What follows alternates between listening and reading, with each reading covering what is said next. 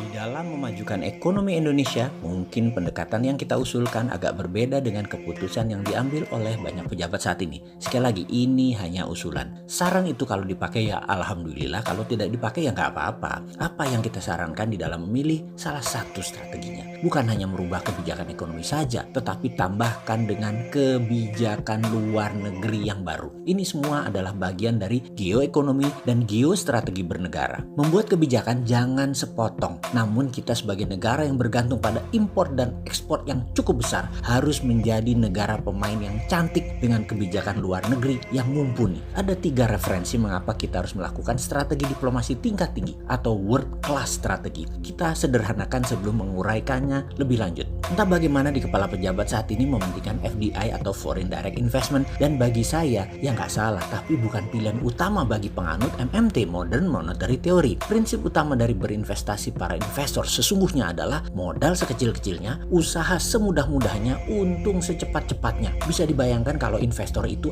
asing yang globalis. Mana mikir dia mau aset Indonesianya rusak, sumber daya alamnya habis, juga tidak mikir mau alih teknologi agar buruh Indonesia pinter, tidak juga mikir bagaimana buruh skillnya, keterampilannya naik. Kalau perlu semuanya high teknologi, sedikit tenaga kerja lokalnya. Lalu sesungguhnya dengan pemikiran globalis sebagai investor, apa yang Indonesia sesungguhnya dapatkan? Rakyat itu dapat apa? Negara dapat pajak. Mereka investor pasti minta tax holiday dengan berbagai alasan. Sementara kalau tax holiday tidak ada atau insentif pajak tidak diberikan, maka jangan-jangan omnibus law secanggih apapun ya tidak akan seksi banget untuk FDI atau Foreign Direct Investment. Tetapi untung juga kalau ternyata FDI-nya sedikit yang masuk ke Indonesia saat ini. Jadi kita yang pendukung MMT yang prinsipnya lower tax atau kemudahan tax dan mendukung tax holiday, jadi terselamatkan aset sumber daya alam tidak kesedot semua dengan cara-cara yang kasar seperti itu. Jadi yang sudah diputuskan oleh banyak pejabat saat ini adalah tetap dukung investasi asing karena dalam tanda petiknya Indonesia perlu uang asing untuk membangun. Oke, silakan. Ini sekali lagi yang membedakan platform ekonomi bernegara saat ini yang dijalankan dengan teori kita yaitu MMT, Modern Monetary Theory. MMT tidak memerlukan uang asing untuk membangun negara sendiri. Oke lah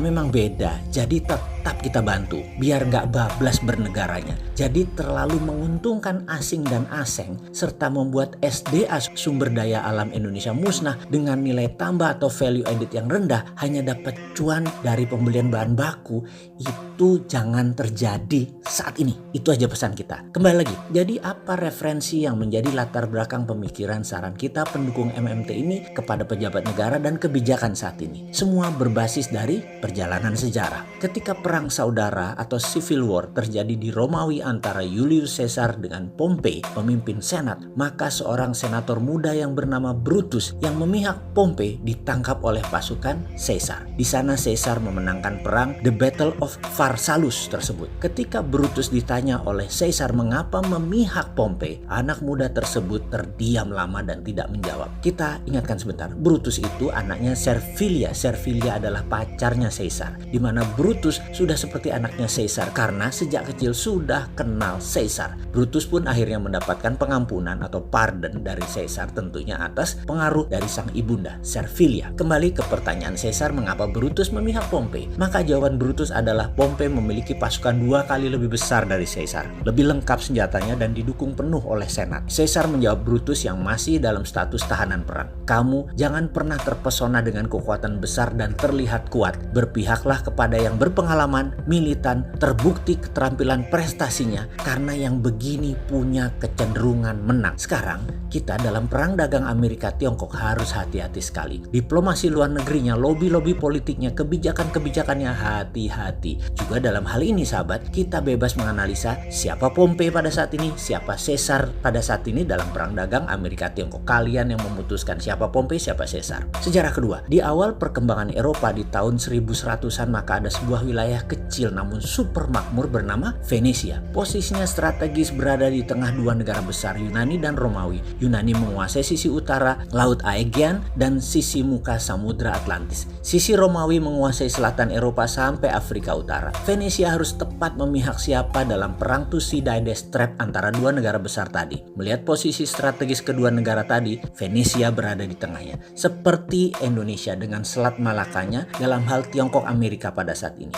Venesia membaca kekuatan militer keduanya, kekuatan sistem ekonomi keduanya, kendali pasar dan pengaruhnya ke berbagai wilayah. Yunani ternyata lebih unggul, walau masih terbilang lebih mudah karena Yunani menguasai sisi Eropa Utara, Eropa Barat yang tumbuh cepat ketimbang sisi utara Afrika dan sisi selatan Eropa atau Italia pada saat itu. Kebebasan berpikir mereka yang berada di Eropa Utara dan Eropa Barat lebih maju ketimbang keterbatasan dalil agama sisi selatan Eropa yang terkekang dengan ketat aturan agama yang sangat mempengaruhi bernegara dan bermasyarakat kala itu di wilayah tersebut. Venesia akhirnya memihak Yunani dan ternyata kurang dari 10 tahun setelah ambil keputusan tersebut, Venesia mendapatkan hak istimewa yang selama ratusan tahun mereka nikmatin kemakmuran yang luar biasa karena Yunani pegang kendali. Setelah memihak dengan tepat, maka keputusan ekonomi negara Venesia ada hal yang revolusi, yaitu lahirnya Koleganza, sistem yang juga menjadi platform ekonomi bernegara MMT yang kita anut. Kita jelaskan Koleganza di lain kesempatan ya.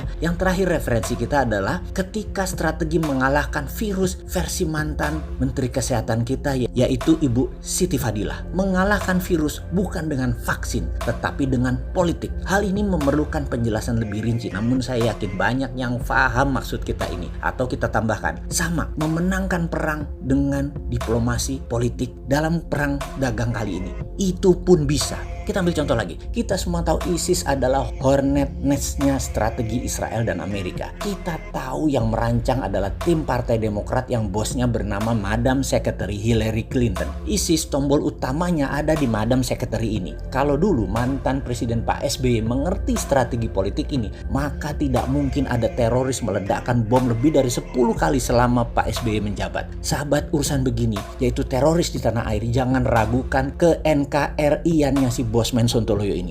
Saya ada di pusaran utama melawan itu semua. Jadi apa kesimpulan kita sejauh ini? Ingin memenangkan perang melawan COVID, ingin bermain dua kaki ala Venesia, lalu memihak yang punya kecenderungan menang dan membangun tanpa asing-asing. Yuk kita diskusi. MMT selalu siap untuk dipakai kok. Bener deh, ayo kita duduk bersama selesaikan masalah bangsa dan negara. Kalau duduk bersama tidak selesaikan masalah, yuk kita tidur bersama.